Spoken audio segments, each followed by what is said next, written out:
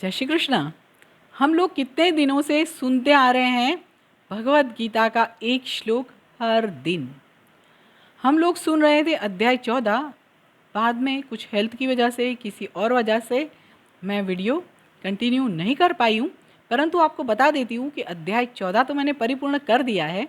आज मैं आपको बताती हूँ सारांश, अध्याय 14, प्रकृति के 3 गुण। चलिए सुनते हैं। प्रयत्न रहेगा कि वीडियो जल्दी पूरा करूं, जिससे आप इजीली समझ पाए। ओम श्री गणेशाय नमः। ओम सरस्वत्यै नमः। ओम श्री सद्गुरुदेवेभ्यो नमः। श्री कृष्ण शरणम मम। चलिए सुनते हैं भगवान क्या बोलते हैं। भगवान बताते हैं कि पूर्ण पुरुषोत्तम परमेश्वर तो मैं हूँ, और मैं बताता हूँ कि सर्व ज्ञानों में सर्वश्रेष्ठ ज्ञान जो है, जिससे सभी मुनि जन परम सिद्धि को प्राप्त किया, उसके बारे में मैं बताऊंगा। किसको बताएंगे? अर्जुन को बताएंगे।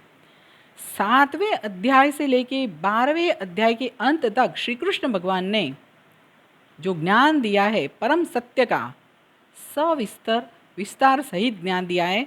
इससे ज़्यादा भगवान स्वयं अर्जुन को आज और ज़्यादा ज्ञान दे रहे हैं, जो कि कोई भी मनुष्य इस अध्याय को, इस आध्यात्मिक तात्विक चिंतन को अगर समझ लेता है ना, तो उसको विशेष भक्ति की समझ प्राप्त हो जाती है।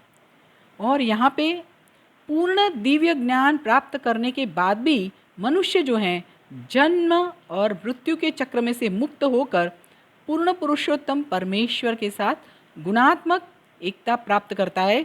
फिर भी व्यक्तिगत आत्मा की तरह उसका व्यक्तित्व जो है वो समाप्त नहीं होता है।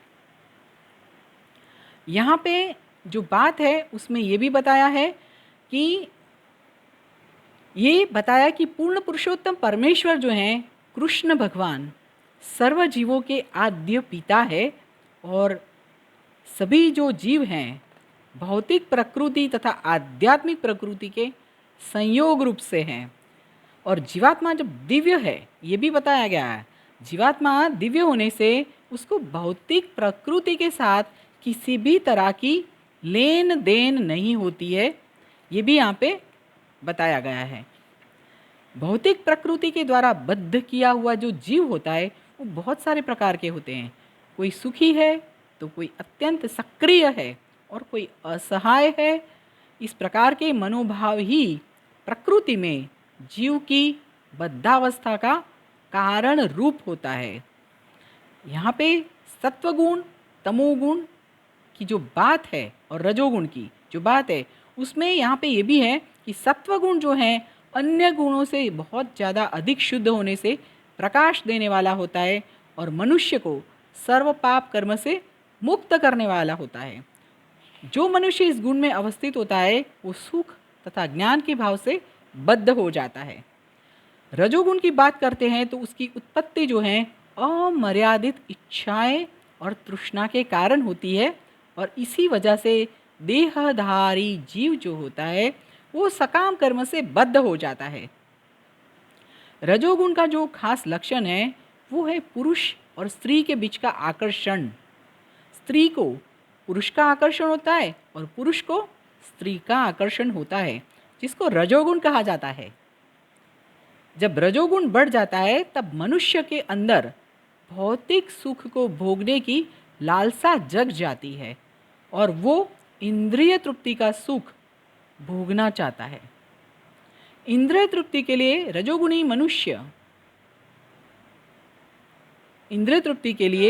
मनुष्य राष्ट्र अथवा समाज में अगर सम्मान चाहता है तो सम्मान चाहता है उसी के लिए वो सुंदर स्त्री, अच्छे संतान तथा अच्छा घर सहित सुखी परिवार की लालसा रखता है।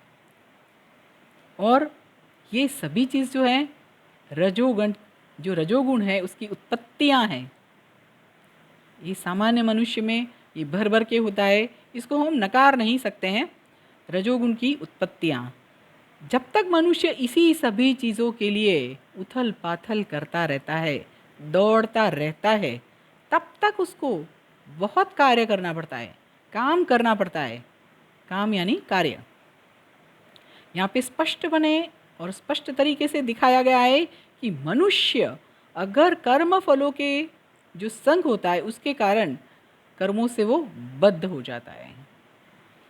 पत्नी, बच्चे, संतान और समाज के संतोष के खातिर और अपना एक स्टेटस जिसको संभालना है उसके खातिर उसको काम करना पड़ता है, कार्य करना पड़ता है। और वो समग्र भौतिक जगत ज़्यादा या थोड़े से भी रजोगुणी तो है, थोड़े अंश में हो या ज़्यादा अंश में हो वो रजोगुणी हुआ।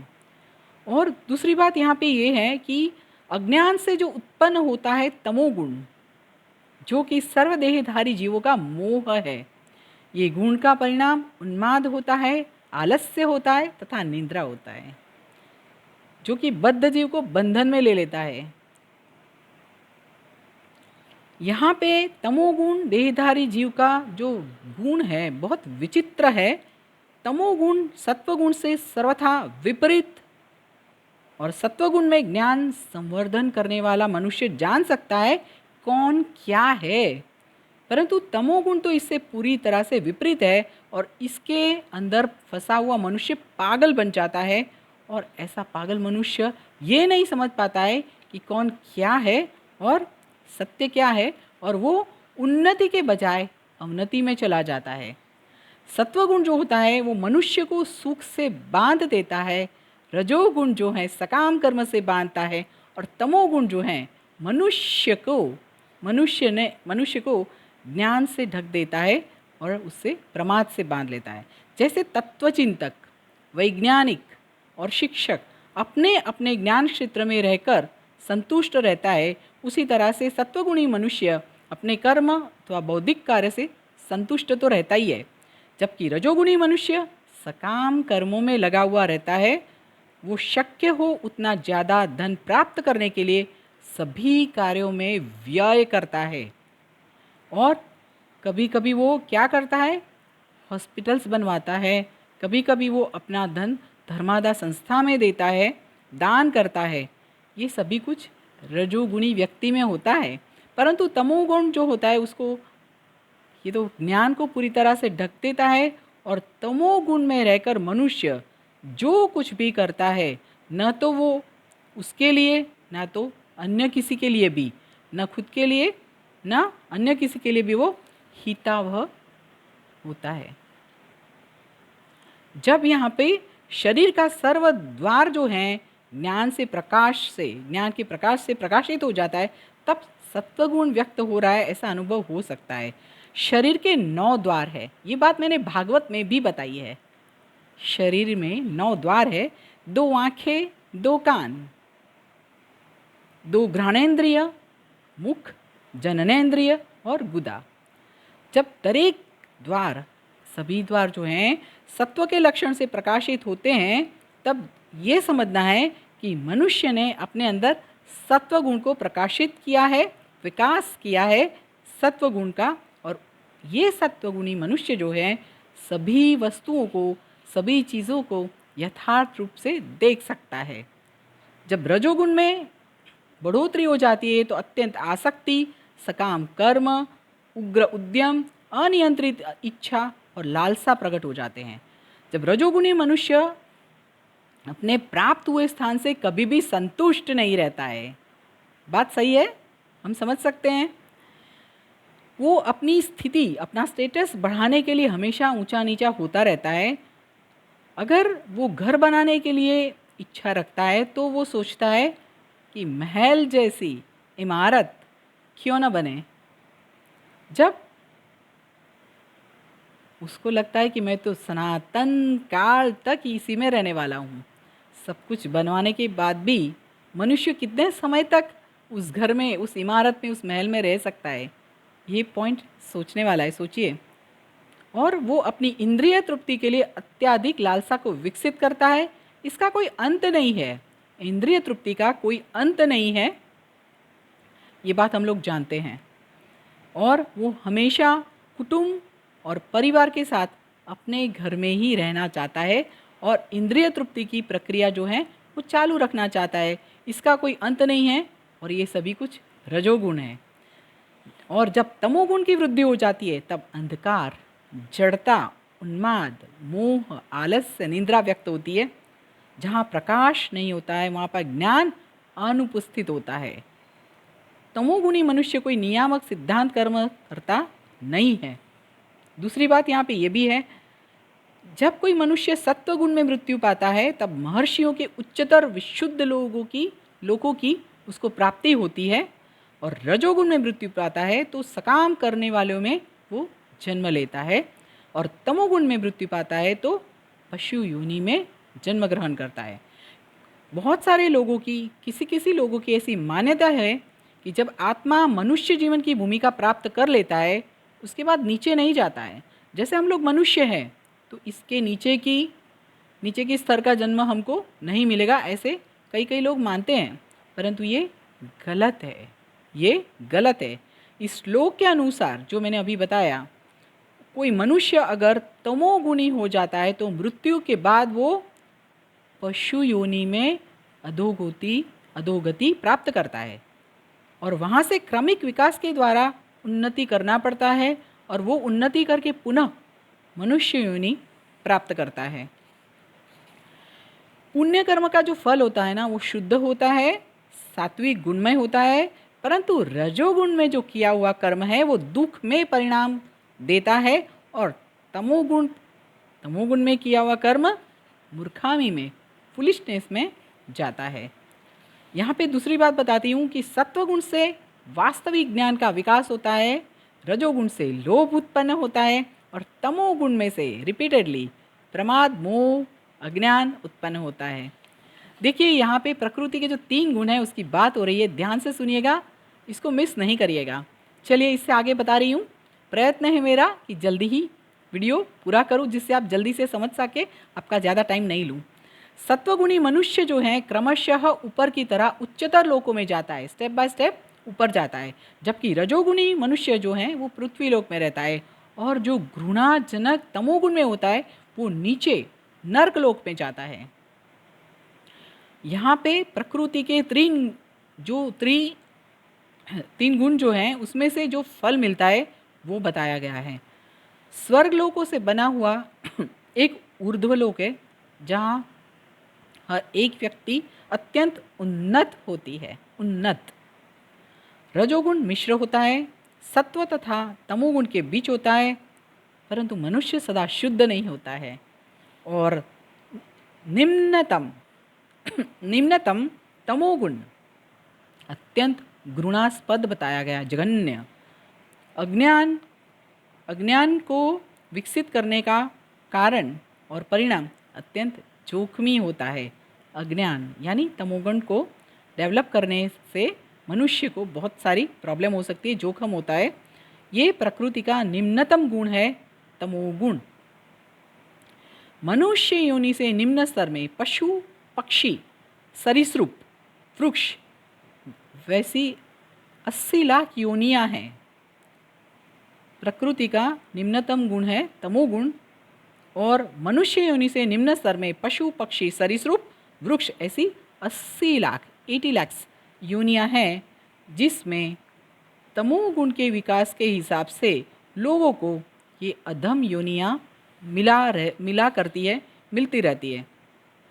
जो भी कोई मनुष्य अगर समझ लेता है कि सर्व कार्यों में प्रकृति के 3 गुणों के सिवा और कुछ भी नहीं है, अन्य कोई करता नहीं है, तो वो परमेश्वर को जान लेता है कि जो भी इस गुणों से पर है वो मेरे यानी कृष्ण भगवान के दिव्य स्वभाव को प्राप्त कर लेता है। और जब देहधारी जीव जो होता है वो 3 गुणों को अगर पार करने में समर्थ हो जाता है तो वो जन्म, मृत्यु, वृद्धावस्था जैसे कष्टों में से मुक्त होकर अपने इसी जीवन में अमृत भोग सकता है। अमृत का लाइफ उसको मिल सकता है क्योंकि स्वभाव बदल जाता है। जब दूसरी बात यहाँ पे ये भी है कि अर्जुन ने जब प्रश्न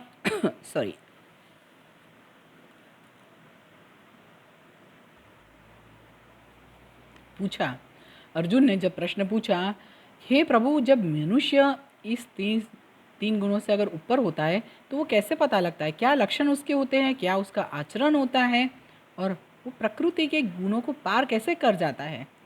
उसके उत्तर में भगवान जो बोलते हैं सुनिए।